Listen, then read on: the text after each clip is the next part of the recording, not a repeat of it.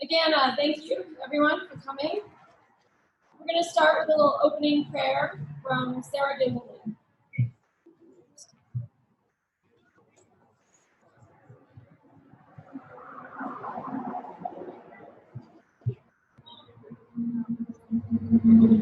Oh, may the roads rise up to meet you. May the wind be always at your back. May the sun shine warm upon your face. May the rains fall soft on the fields. And until we meet again, may God hold you in the palm of his hand.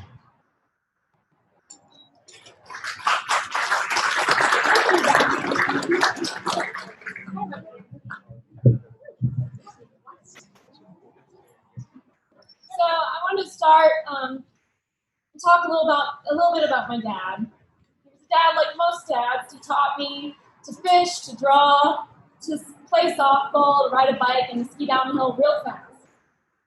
Looking through his Celestron telescope at Halley's Comet in 1986, that was so cool. I thought it'd be kind of nice if I could be around when that comes through again. And Dad's love for astronomy unquestionably set me on my path in life. Most of my memories from my younger years with Dad involved skiing at Gunstock. Left me with a strange affinity for hot cocoa and stale, scrubby yellow popcorn from the après ski bars, hanging out with Dad, listening to the bands play and all his friends. He was about the same age that I am now. He drove an Audi, he wore a leather jacket, he listened to the Talking Heads back then, and my friends thought I had the coolest dad ever. My dad cared greatly for his social relationships. I've heard, and I remember vaguely, he inherited a lot of these tendencies from his mom, his gift of gab. And as a child, he quickly learned that when he uttered those infamous words, "We're just going to pop in for a quick visit," you knew you were potentially in for an hour or more, waiting in the car or standing in someone's driveway, kicking the dirt. Unfortunately, that kind of socialization is lost on a younger child. Ken Robbie, a friend of my dad's, they'd known each other since they were toddlers in Glendale. He wrote to me he had come up to visit Dad recently, and on his trip, they spent over 3 hours meeting and socializing with a total stranger. And Ken called this socialization at its best. One of my favorite memories of my dad was Tiger Cruise.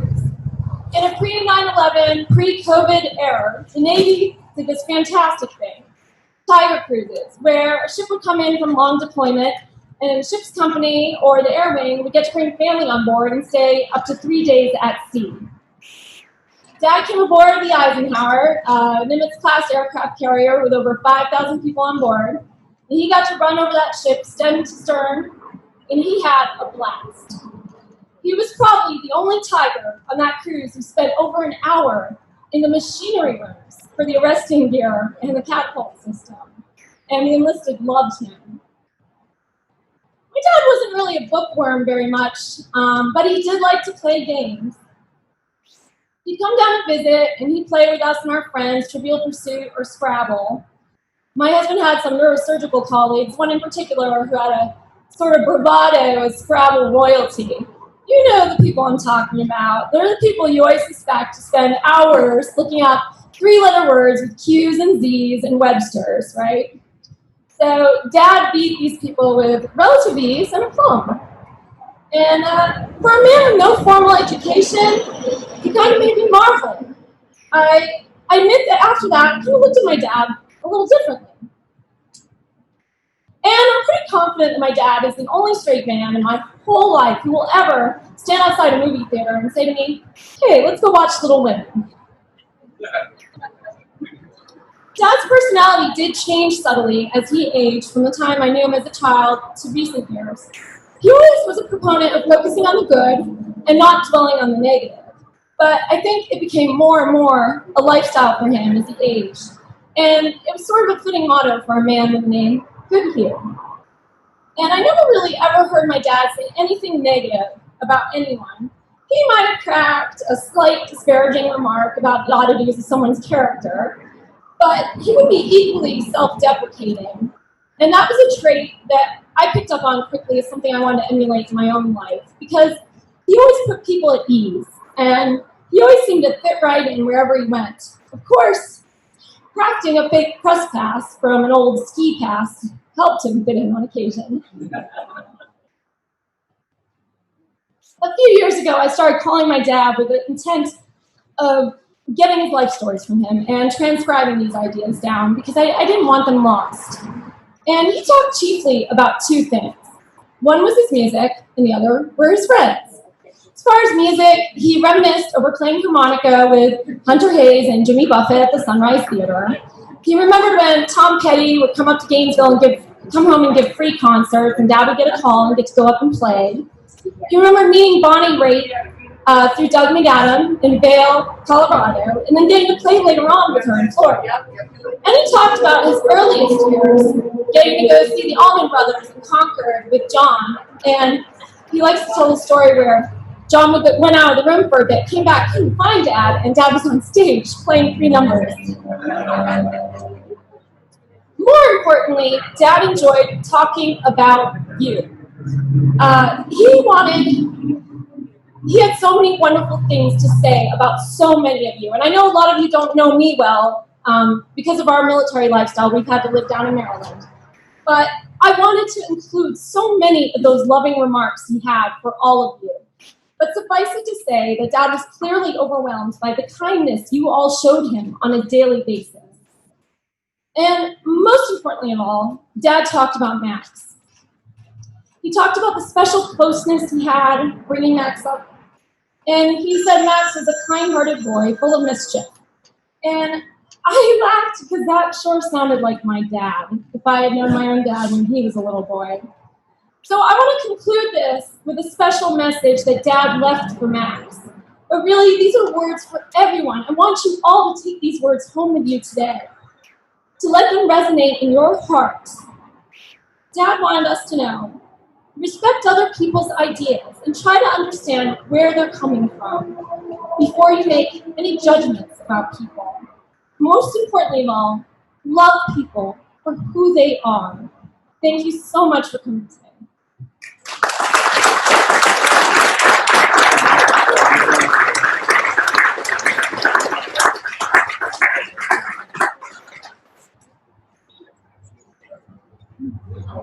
Good afternoon, everyone. I want to thank you for coming out to my father, Tup Goodhue Memorial. I start off today by telling you who Tup was as a father to me. He was Mr. Mom, the cool, funny dad of all of my friends loved to be around. He put me through school, sports, and made sure I wasn't making the same mistakes he made in life. Down in Fort Lauderdale, Tup used to bring me around on weekend days to work on his customers' yachts. I was his designated tool and beer passer. I spent a lot of time in South Florida bars listening to him play music with his beloved smoking band and as his 5-year-old wingman. I watched him play the cards with women who were way out of his league. Next thing you know, he added another girlfriend to the equation. He had a system and it worked. I mean, who could pass up this face? He made the decision to bring me up to Multiboro to make sure I got a good education and make lifelong friends. He knew this is where I needed to be because the proof was in the pudding with the amazing success of my sister. Tup loved to ski, paint, make boats go fast, and play the hell out of the harmonica. He loved my mother, Tammy, very much, and when she passed away, that took a major toll on him. But there wasn't another guy who kept his head up and kept chugging along with a smile on his face. My dad had a sense of humor that was unmatched. He pulled the best pranks, made the best jokes, and wasn't afraid to take the heat right back. Go ask Bobby Jones. He can tell you some funny stories. Speaking of funny stories, I got a couple I have to share with you guys. Sorry, Connor, this is going to be embarrassing. On a beautiful Friday night in the summer, Tuppa came home with a 6-pack of ginger ale, what Connor would call gingies, a 6-pack of Coke, Bobby's liquid crack, a DVD from Movie Mania, and a frozen pizza. This was our Friday night tradition for Tup, me and whoever friends we had over that night. Connor and I got into it, cooked the pizza pie, drank the hell out of the soda, got tummy aches, and passed out, while Sandy and Tup were blasting Pink Floyd, bickering like children downstairs till the wee hours of the morning. I woke up the next day feeling good, knowing it's Saturday and Connor and I were going to ride dirt bikes all day over at Bumpus Field. Connor woke up. He was definitely not good. He woke up in shock and panic, sweat pouring off of Connor's forehead. I watched Connor scramble as fast as he could to go to the bathroom, kicking in the door and slamming his butt right down on the toilet with authority. My dad and I were confused. I started to get concerned for Connor as we heard terrible, gruesome moans and screams of distress coming out of the bathroom. An hour passed, and my dad made the choice to put the big boy shoes on and go into that bathroom to find out what the hell was going on with Connor. As my dad slowly opened the bathroom door, Tup witnessed something that would scar him for life. Connor not only filled up the entire toilet bowl to the brim of Tony's frozen pizza he had ate the night before, he overflowed the toilet so much that gallons of swampy butt water was spewing everywhere. It basically blew the roof off the septic. My dad screams to me, "Max, get the 5-gallon buckets. We have some serious shit going on here." I scramble as fast as I can to go grab the buckets, and we start paling away at the devil water as fast as we could. Connor is in the corner of the bathroom in the fetal position, looking my dad straight in the eyes and shaking his head. It was the Tony's pizza. It was the Tony's pizza. As Tup and I are taking hundreds of bucket loads of this devil water across the street and tossing them, Connor scrambles for the phone to call his dad Jeff to come pick him up ASAP. Without knowing Connor had called and gotten himself out of the shitty situation, Jeff shows up to the scene, wondering why the hell Tup and I are tossing buckets of shit across the street. Jeff rolls down the window and Tup goes, "What the hell have you been feeding this kid?" Jeff wanted nothing of it, so he got Connor in the truck and got the hell out of Dodge. This was one of the most scarring days of Tup's life, and to this day, we still laugh about it every time it comes up. And we still never eat Tony's pizza again. I'm so lucky to have someone like my dad, as tough as my dad. He was a person who could truly do anything, and at the same time, have the nicest, most caring soul you could ever have. He gave me and James the attributes as a person to be well-rounded, successful, caring people. I could sit here all day and tell you everything about what my dad meant to me, but I feel like I don't need to, as he has already touched so many people's lives here. Thank you again for coming out today to enjoy this celebration of life and a true legend on the lake. And in Tup world, where it's less talk, more rock. I'd like to ask Bobby Jones and Bobby Gladding to come up here. I got something that Tup wanted to leave for you guys. Tup said, "Good luck with the next 20 years being Pats fans."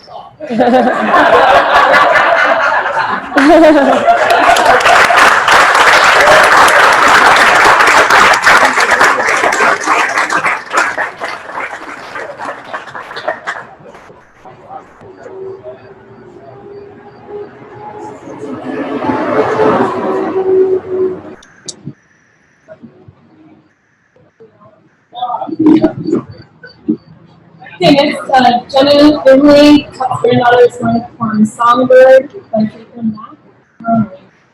Thank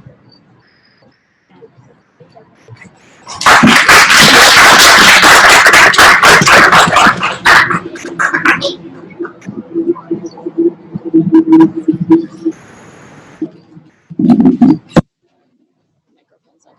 Actually, her. So here, and the slideshows are there.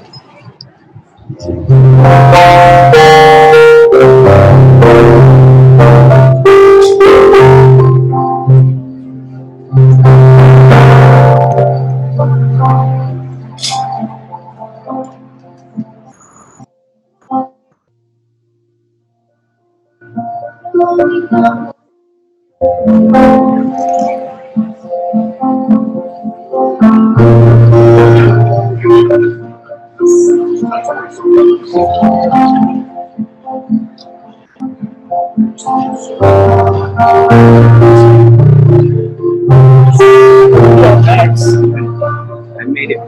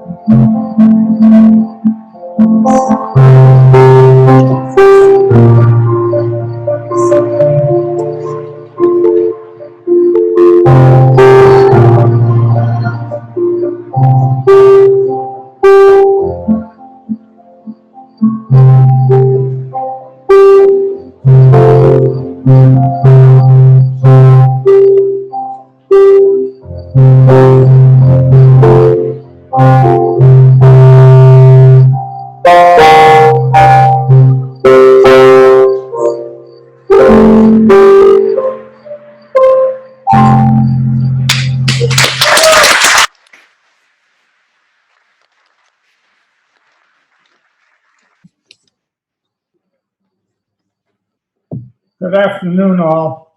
Yeah, John. I'm probably the one here that knew Tup the longest, 74 years and 10 months.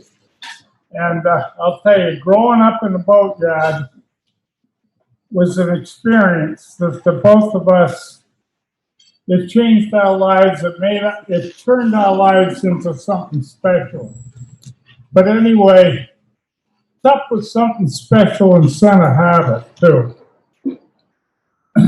Every little town on this lake has a ton of history. Center Harbor had Tup. He had other Goodhues. He had the East. Center Harbor had the East, the Lampreys. And Tup and I were born in Quincy, Mass. During the war, during World War II. And when World War II was over, my family moved back here. As a matter of fact, the house next door, the one with the big town on it, my father was born there 116 years ago in that house. So there is history in Center Harbor regarding the Goodhues beyond Tup. My grandfather died in Center Harbor in a nursing home overlooking the lake. But anyway, getting back to some stories. My family owned a boatyard in Glendale, which is part of Guilford. I don't know how long I'm going to last. But anyway, Everyone in Glendale, every house in Glendale had at least one person in that household that worked at the boatyard, and it was a real tight-knit group. And so when my parents wanted to go somewhere for a couple of days, Tup and I would have to stay with one of the families. They never let us alone, except for one time. They let us alone for the weekend. Tup had his buddy Kenny with him. I had my buddy Frank. Thank you, John. And we got in a cherry bomb fight. Frank and I were up on the roof of the house where we lived. Tup and Kenny were down below, running around the house, throwing cherry bombs at us. We're doing the same thing. And we had this beautiful blue spruce tree in the middle of the yard. It was pruned every year. It was just gorgeous, about 30 feet high. I threw a cherry bomb under it, and that thing went up like a torch. 15 seconds later, all that was left was the trunk and the limbs. Everything else was gone. That was the last time we were left alone. But I could tell you something. I got to tell you this story about Tup. He could drive the wheels off an engine. He could drive. We had a friend named Arthur Tilton. Arthur lived in town. He was the only person I knew that wore short shorts year-round. But in 1958, he bought a brand new Corvette. And Tup would have been, that was the summertime, Tup would have been 12. Arthur brought it down to the shop to show everybody, went upstairs, got my parents. We all came out to see the new Corvette, and it was gone. My dad looked at me and he says, "Where's Tup?" Well, shit, here he comes down over the hill. Now, Tup grew up to a normal height, but when he was 12 years old, he was only about 4 feet high. And here he comes, he's looking through the steering wheel. Brought the Corvette back. My mother was freaked out. She says in front of everybody, she said to my dad, "Jack, I told you we never should have had kids." And everybody, they were kind of looking, then they all started laughing. But I'll tell you, he could drive. He could really drive. It didn't matter what it was, a boat or car or anything. When they were building Route 11, that section of Route 11 through Glendale, Tup was around 12 or 13, same age. He got the road grader going one night, and he's driving around Glendale with the road grader. Got up against something and blew one of the tires. And I remember my father; he was just bullshit because it cost him $150 for a new tire. But that's the way Tup was. If he could get it running, he was going to drive it. But I'll tell you what, when he got to Center Harbor, and I got out of the boat business, I was just starting in real estate, and him and his first wife, if they went away for a couple of days, I'd come up and take care of the shop. And I'll tell you what, it was a treat. He had that thing running like a finely tuned machine. And I can't, those days we'll never see again, but Tup was a real icon on this lake. I guess our whole family was. But I could go on and on with stories, but I'm just not up to it today. But I noticed here in the crowd, I got a lot of backups. I got Annie Paquette, I got Brad Thompson, I I get Kevin Keenan and a whole bunch of people that have stories about Tup. And I know there's some good ones. But anyway, I appreciate you all coming. How about the Olettes? Yes. Scott Olette and his family for putting this on for us. I mean, I think it's just wonderful. And anyway, that's about all. I'm running out of gas. I got the same situation Tup had. And anyway, it's great to see everyone here and celebrating Tup's life. Thank you.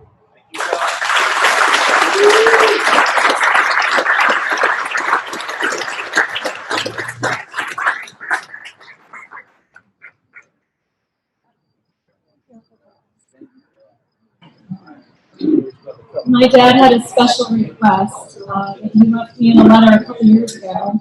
He asked that Carolyn Ramsey play Landslide at his memorial service. We are so blessed to have her support and Rick and the Red Hat Band today. Thank you again. And let's hear it for Carolyn.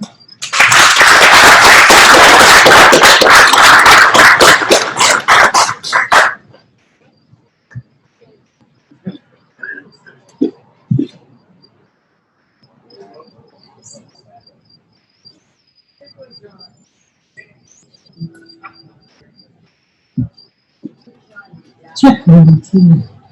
So we've known Tup since we started playing music at Bucky's and Carolyn Ramsey Band, and we've had various duos and trios and quartets and quintets and multiple harp players. That was one of my favorite nights when Tup was up playing, and we had Cliff and Amelia, and I don't know, there might have been a fourth harp player up there. And he always came to Bucky's with a big smile. No matter what was going on with him, health-wise, he just loved the music, and it's pretty tough.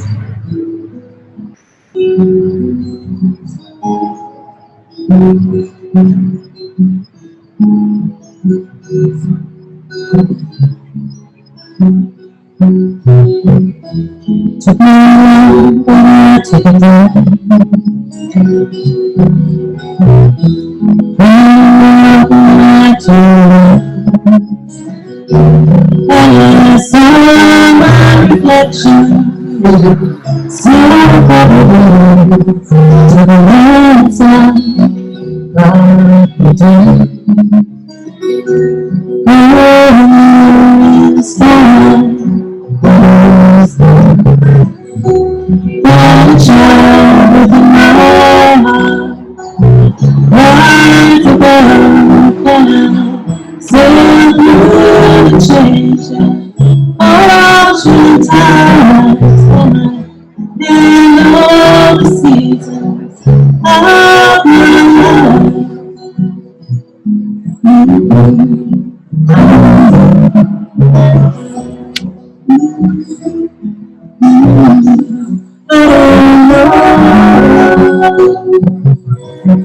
So I've been afraid of changing, 'cause I built my life around you. Times older again, children older, I'm getting older too. Oh, I'm getting older too.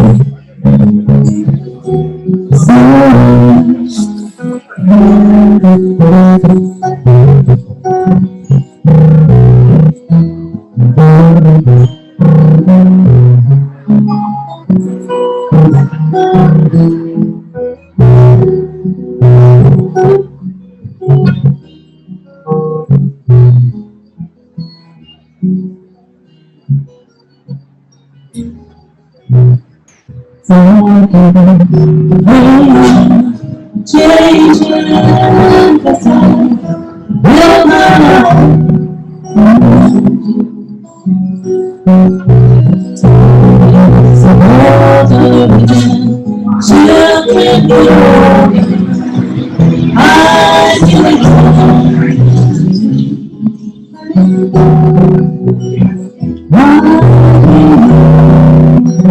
Turn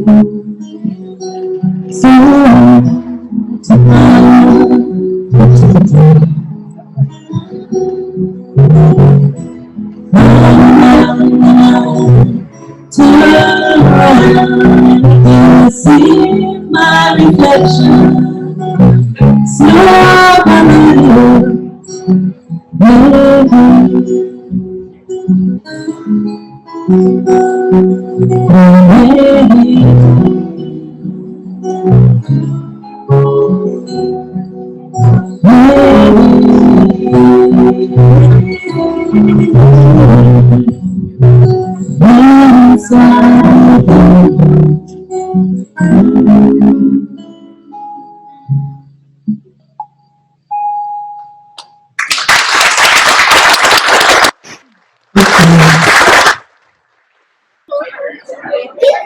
All right, we have the great Kevin Quinlan speaking for Bobby Jones today.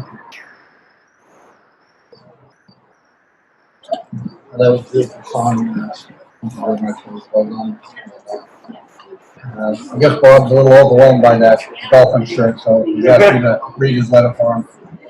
This is a story from Bob Jones. So many wonderful years of friendship, hanging at his shop and getting to ride shotgun when Tup was testing his new boats, card games, Key West trips, offshore races, always a time for music and family visits. Sam and I will never forget it. But just a comment on Tup's skill as a marine mechanic and a salute to his business acumen. Tup and his crew were all certified merchant mechanics and did not appreciate people bringing in other brands for repair. I saw this practically throw a guy out of a shop one day for bringing in an older Evinrude motor. Tup was a man of compassion. One day I witnessed a young, attractive woman in a revealing bathing suit drive up to the shop to see about a repair for an outboard that was in her trunk. Tup opened the trunk and found a 1950s vintage 5 horsepower Scott Atwater outboard covered with leaves and cobwebs. Now, instead of throwing her out and being the man that he was, Tup carefully removed the motor, cradled it like a baby in his arms, and took it directly to the testing tank and proceeded to have it running in 20 minutes. Proof positive that he had a heart of gold. That's Bob Jones.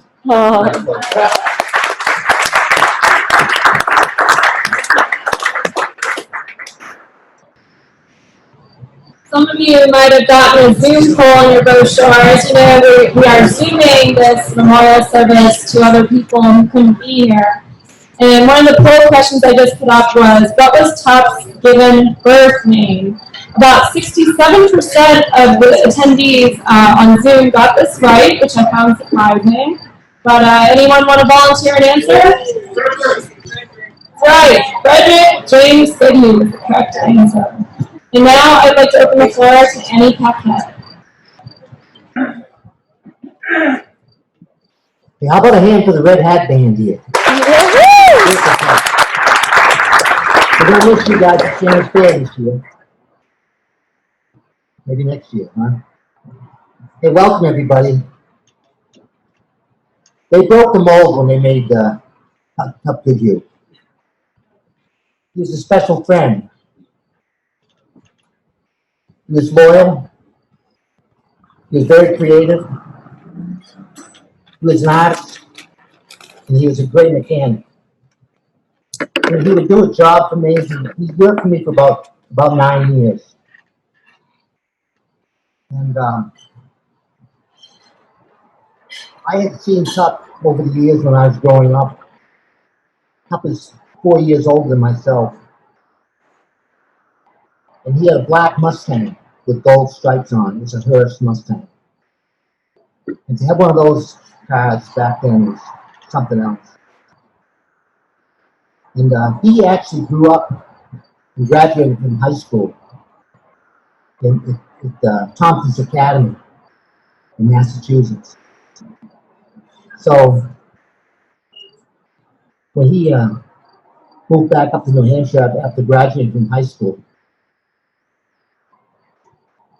he joined a band called The Herd. And they had a bunch of local guys, some guys from Glendale. Had a guy named Kim Cederstrom who's an American guy, who was singing vocals. And I would go to Teen Haven, and Earl's went to Kentucky Gardens, which is down by the weirs. And the herd would open up for a lot of different rock and roll bands. And Tup was the bass player. And he really sucked at it. And he could tell you that. But Tup was all show. And he'd stand in and just stomp it out. And people loved it. And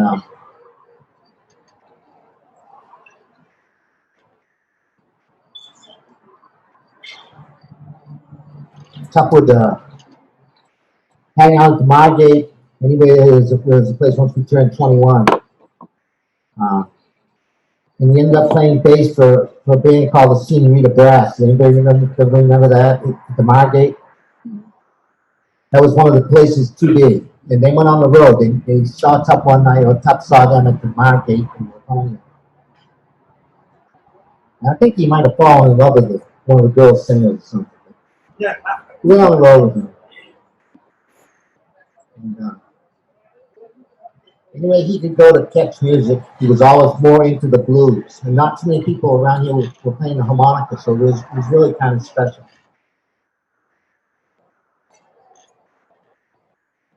Tup loved being on the lake. He knew everything about these boat races, about tuning a boat so it would go fast.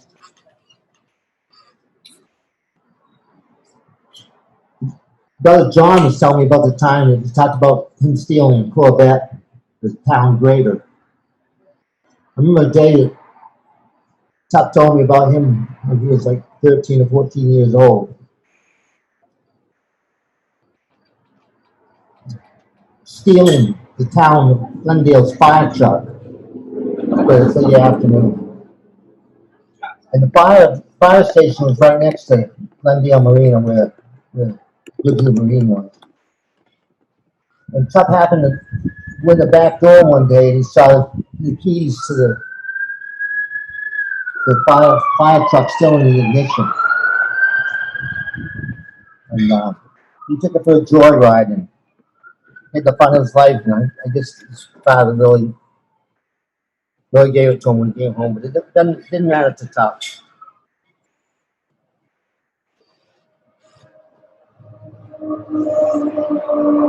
When Tup graduated from high school, he was hanging around. It was the Vietnam years. All of our friends getting drafted, being sent over to fight.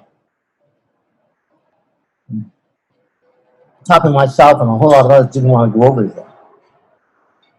So we were talking, and we heard that if you joined the New Hampshire Army Reserves, you wouldn't have to go to Vietnam, particularly unless your unit got called up. So Tup told me he was going to join the reserves, and I was holding out as long as I could. So he enrolled in the Ringling School of Art in Sarasota, Florida. And I enrolled in the Butera School of Art in Boston, Mass. So when we saw each other, we kind of had a lot of things in common. I had my band, and he was always playing music, and we kind of had our own territory. But we'd always come back together. And the deal with the reserves was, if you're not familiar with it, was that you join up for 6 years. You go 2 weeks in the summer, you go 1 weekend every month for 6 years. I happened to run into Tup one day up in Camp Drum, New York. It was on our 2-week vacation up there. It wasn't a vacation. And happened to run into him. He says, "Hey, where are you staying?" I said, "I'm in the headquarter group now." And I said, we're down the road. We got a great brand new barracks. He said, "Oh, you son of a bitch." He says, "We're sleeping on the ground up there drinking out of our rations with a P-38, which is an opener for a can of beans." And He said, they they gave me a lot of shit yesterday. I said, why? He says, somebody snitched on me. He says, that we're not supposed to have long hair here. What Tup had done is he had put his hair up in a hairnet. And he had a black wig that he put on that was cut short around his ears. And he put his visor cap on over that. He had this whole head top gear all smashed together. But every time he took a little spill or he was, carrying something, the hat would catch on to something, would twist this thing off his head. And you have to recapture this head of hair that really wasn't his. And the sergeant caught him doing this. And they sent him down to get a haircut. When they got back, the sergeant says, I'm going to make all you guys, you're all going to learn today how to break down an M16. He says, now we don't have a lot of M16s here today. He said, but we're going to take a few of these and share them so that you guys, you can go in groups. He says, you guys can help each other learn how to strip this field stripper, an M16 rifle. So he says, you guys, you'll see him, we'll pass them out and do that. So they go over and Tup's screwing around doing something else. And he says, Goodhue, what are you doing? He says, nothing, I'm all set. He says, these guys are trying to learn how to strip down an M16. He says, well, how come you're not participating in this? He says, because I already know how to strip down an M16. He says, you know how to strip down an M16? Tup says, yeah. He says, how do you know how to do that? He says, because I own one.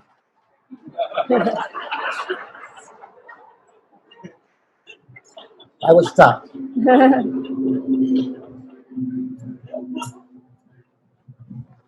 About 17 years ago, I talked to my buddy Kevin, and Kevin said, hey, Annie, did you hear that the face fell off the old man up in the mountains? The old man in the mountains, they had a landslide. And the face fell right off the old man. And I said, you kidding me, Kevin? He says, no. He says, I was just talking to Tup Goodhue downtown. He's all upset about it. And Tup came in the next morning. He said to me, he says, the face fell off the old man in the mountains. I said, yeah. He says, I got an idea how we can make some serious money. I says, how are you going to do that? He pulls out this T-shirt that he had drawn with a bunch of magic markers and a spray can. And his T-shirt, he had a whole box with he had made up. It said on it, old man needs head.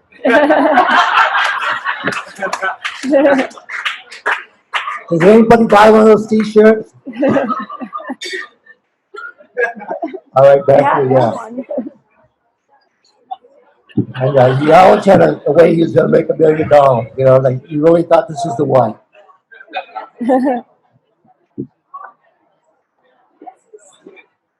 Tup was really proud of his grandchildren, who we didn't see a whole lot. But the first Christmas that came around and he was working for me, Tup said, would it be all right if I worked on some furniture and some Christmas presents for my family out in D.C.? I said, yeah, what are you going to do? He said, look at the plans I drew up last night at the house. He had some ideas for these toy chests. I can't remember exactly what they were. Toy chests and games. And rocking horse, mirror. Mirrors. Yep. And all kinds of dressers that were painted with pretty flowers. And bookcase. A bookcase. Yeah. All this. I said, how the hell are you going to get all this stuff out to Washington, D.C.? He said, I'm gonna get it out there. He said, I'm going to put it in my pickup truck. I think I can make it. But you should have seen the pieces of work that he came up with. He probably took a month, and he would stay late after work in the sign shop. He would build these things, and then he would paint them. And he had all kinds of lights on. And I mean, I can't remember, it's been so many years, but he was just so proud. And I remember he loaded these things. I think Max went with him. And they went out and spent the time with Jane and John and the kids. You guys still have all those things? Yes. Yeah, They're special, aren't they? they'll last forever. He built them to last. Yeah, they'll last forever. They're really one of a kind. That's he was.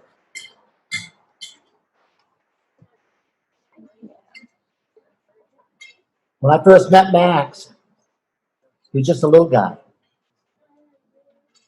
He had these little hairy glasses, you know. From, what is that? Harry Potter. Yeah, Harry Potter. Yeah. And he's very shy, and he would come into the shop at Tup. And he'd be hiding around the table, and he wouldn't say boo to anybody. But when Tup came to work for me, he left Fort Lauderdale when he came to work. He said to me, he says, I really want to work for you. He says, there's a few things we have to discuss first. I said, what's that? He said, well, I have a son that I moved up here, and I'm going to make sure he goes through high school. He says, I'm probably going to be late every day, but what time do you open here? And I said, 8 o'clock. He said, I probably won't be able to get there till about 9:30. I said, that'd be all right.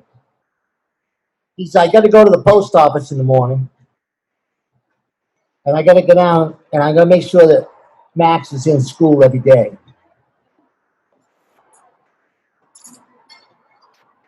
And I said, that's no problem, Tup. He says, really? I said, yeah, that's no problem. I said, you just get there whenever you want to get there, which is a mistake. So as days went on and weeks went on, really found out, it'd get to be about 11 o'clock and Tup still wasn't in. So one day I said, where the hell have you been? He said, well, I took Max to school. I stopped at the post office. I'm down at EM Heath. I got a little bag of screws that we needed for this job. And then I forgot that I had my laundry in the washer, and I need to go put it in the dryer. And I went down and got some gas. And they're having the best steaks tonight at EM Heath. So I ran in there and got some steaks, and I figured I'd take those home, put them in the freezer. And he says, geez, I'm starving. Well, I just sucked it up because Tup was who Tup was. We're going to change him. And he made up for it. He was quiet. He would just get in there and do his deal. And we always got along good. We had an opportunity to work together on painting the Mount Washington for the 3rd time. And Tup was there to help do that. And he really wanted to work on that job. And we did it on barges, flat bottom barges, Center Harbor on one side. We get that side done, and then they run the boat down to the weirs. Then we have to be on a flat bottom barge, which is down to the weirs. It's a whole lot more boat traffic. And it was kind of tough to do it. But, good weather and perseverance. We got it.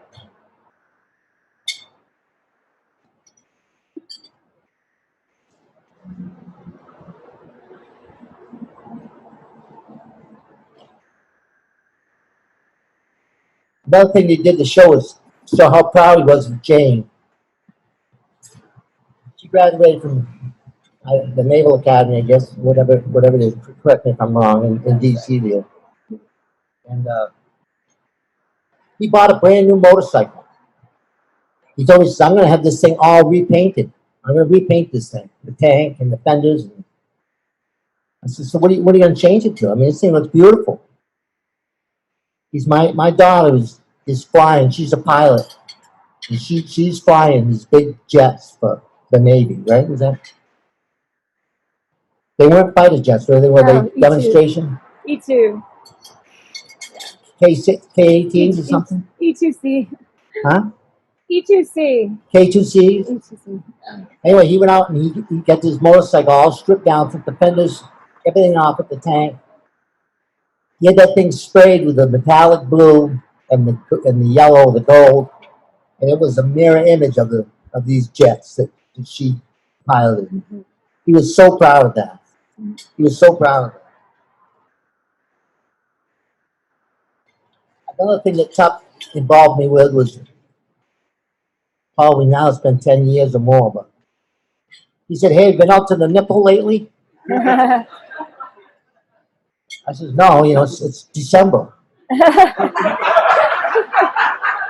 said, "What do you say we run down, put another coat on Nipple Rock? You're gonna walk down here on the ice and do this painting?" He says, "You get a boat all dirty when you do it in the summer, and there's more chance they're gonna catch you. The patrols, the patrols are down there watching now." So how much painting is it gonna take, Tup? He said, "We ought to get 5 or 6 gallons just to make sure it's covered." I said, "Well, how are we gonna get out there?" I had a boat, but I wasn't gonna let him know about it. Tup says, I got a girl that cuts my hair down in Glendale. She told me I could use her husband's boat." I said, "Okay, no problem." He said, "No." I said, "Well, let's load up our stuff." So we go down to Glendale. We launch the boat in the launch ramp at the marina. We head out to Nipple Rock. The waves are crashing and the boat's going like this, and you can't get close enough to the nipple here. I mean, the rock is so big, and we're all covered with paint, and there's more paint on this boat than there is on the Nipple Rock. Anyways, Tup stretched this job out for a week, and every day he'd have to go back because he's picking out the perfect size plastic beach pail that would make the actual nipple itself. And the attachment brackets and the color had to be different than what the rock was. And he said, "Boy, this is great. This is great." He said, this is perfect. It lasted a long time. He kept, every time he was going, he'd say to me, even after he got all done, he says, "Hey, the nipple needs another coat." I said, "Stop, you're on this one on your own." As I said earlier, they broke the mold when they made Tup Goodhue. And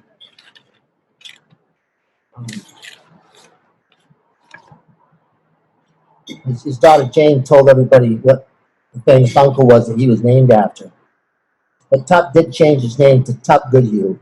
He wasn't Frederick James Goodhue anymore. And people say, "Well, where did Tup get his name?" That's where he got his name.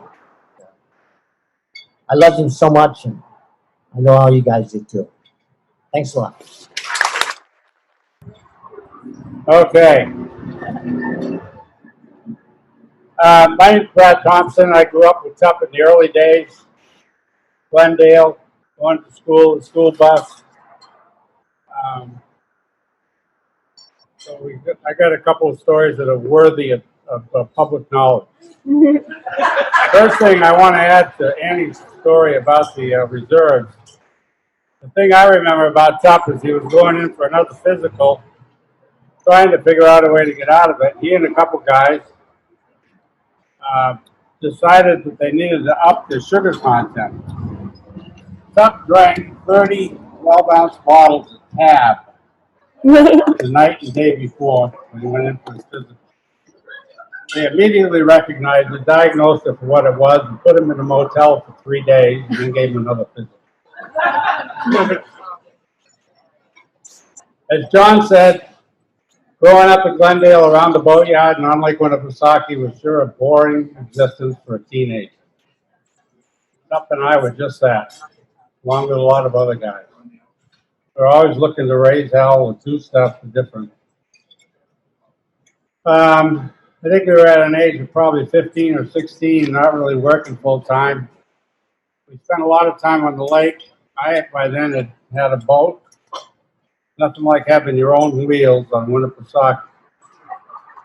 Tup always could grab something. We'd go out and do a lot of water skiing. One of our favorite destinations was a rock ledge on Wolf Pearl Neck, about halfway, or just before you get down to Paco Island.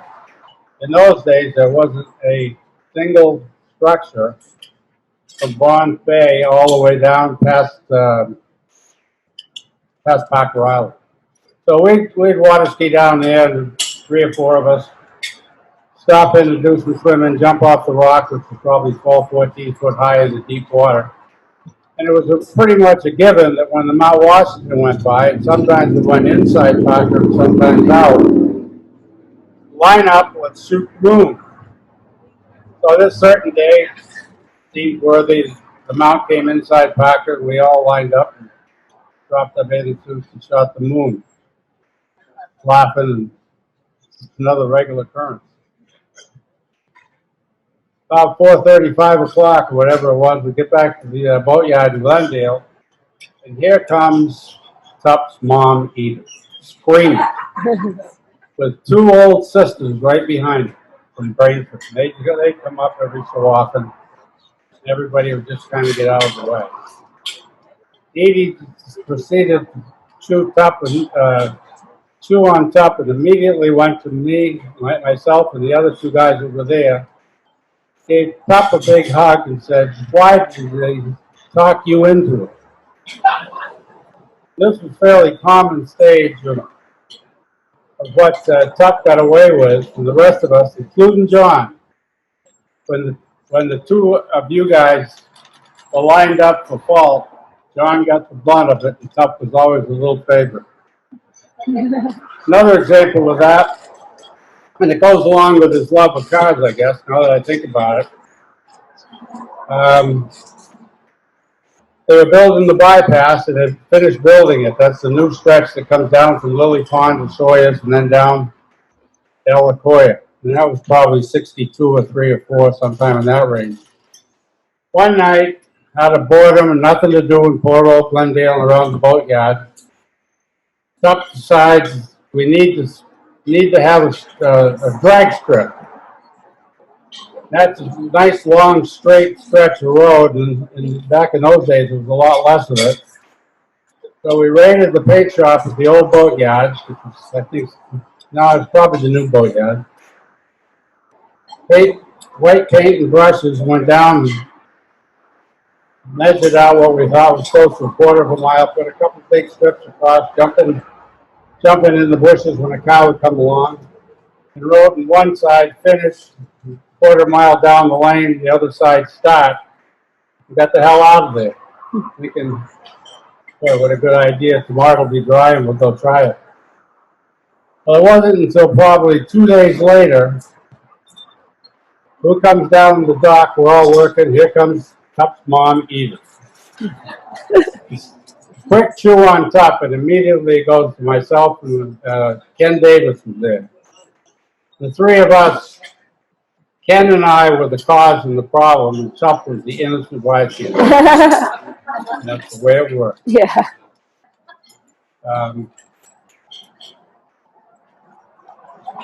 I guess to me and to a lot of us, Tup deserves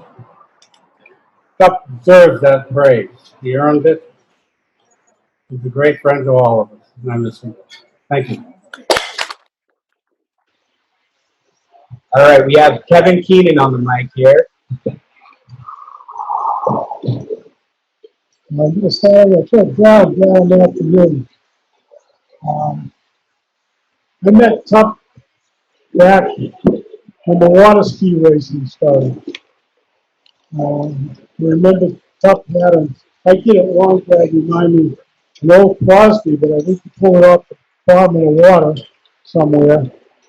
And he put an 80 horsepower Mercury on it, a ski bar on it. He put a ski rope on there, and the racing started. He had Brad on the other end of that rope.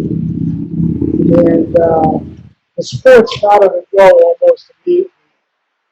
John got in it at one time, but ski racing became a weekend deal. And maybe 25, 30 boats show up. You could never do it today. And the boy races were 50 miles. We used to do relay races with girls, which were 32 miles. And it was incredible. An incredible time to be part of Lake Olympic. An incredible time to be a young person who was glad to have your own wheels to ride around the lake and everything. Tup boat ran really fast. It wasn't the prettiest thing, but it ran fast. And they won a lot. They won all the time in the beginning. And I was working for another marina, and they were a dealer for Boston Whaler. So they decided that they were going to get to a Boston Whaler. And so they did. They got a brand new 17 whaler, fairly new 80 horsepower. They put it on the back of that. We still could never beat those guys. For some reason, Tup's motor always ran a little bit better than ours. And Tup always had a way when he talked about something, he made that energy about how his motor was better than our motor and what he was doing. And he just drove me crazy. But those were great, great days and a lot of fun. John got into it, and he had a hybrid bank, two great big motors. And one day I happened to be over at the arena, and the guy that checks the inventory in the box, making sure that you have 6 motors in stock, they're there, so they're there to check the inventory. We went around and I was so much. It's just a big mess, and I see Tup's dad and his mother out there, and they're pretty upset. I don't know whether Don played in this thing, but they open these engine boxes and there's no engines in the 4 wooden blocks. So the engines that were on the boats come out of these blocks. And, like taking a fire truck, if you need something, I guess, you take it and use it. It was a lot of fun. Those were great, great times. I get into offshore racing, and again, down in New Jersey, we were working on a boat. All of a sudden, I hear this from the voice. I'm like, oh, there's Tubby. A bunch of tools wants to help out, do anything he can to help us. And he did. He stuck around for a couple of days, went through the race. A lot of help, a lot of fun. Fun dot was the best part of it. He was just a guy that could make it happen. Well, everybody knows. So, New Jersey, we ended up on Key West one day. We showed up down there. We pretty much followed that circle. I remember showing up in New Orleans. Got hooked up with some other boats.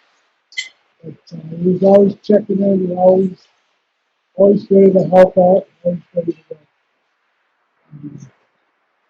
But at the time, in the 60s,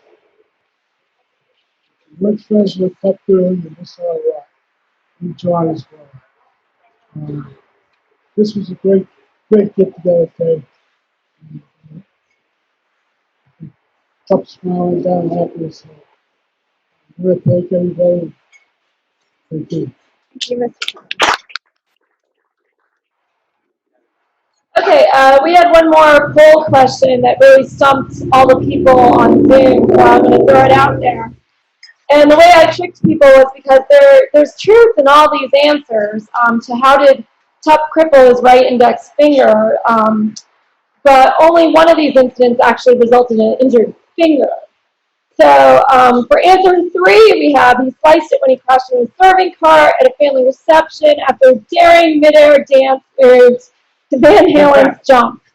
And he actually injured his torn ACL doing that. Great story. And then the answer 2 was he mixed it in an infamous attempt to repair an Oster blender, the only household appliance Tup could never fix. And that's true in terms of the only appliance I ever knew him never to be able to fix, but he did not nick his finger that way. So the answer is number 1.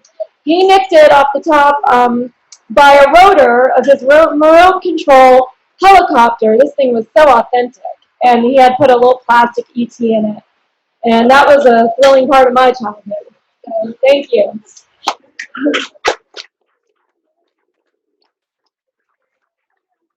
So we can open up the floor for anyone who has any additional remarks or toasts. I did work and play really hard to produce an amazing slideshow to music with beautiful pictures of my dad and all of you. And unfortunately, with the lighting out here, I mean, I'm going to play it while you guys mingle or whatever, but we won't really be able to see it. So I will be posting this whole event on YouTube afterwards, and I will also just post the slideshow for those of you who missed it. I encourage you on Thursday to go to Facebook, Max's page, and I'll have him post the links. And definitely go see the slideshow. People on Zoom will be able to see it, of course. They don't have the limitations that we have here with the outdoor venue. But thank you, everyone, again.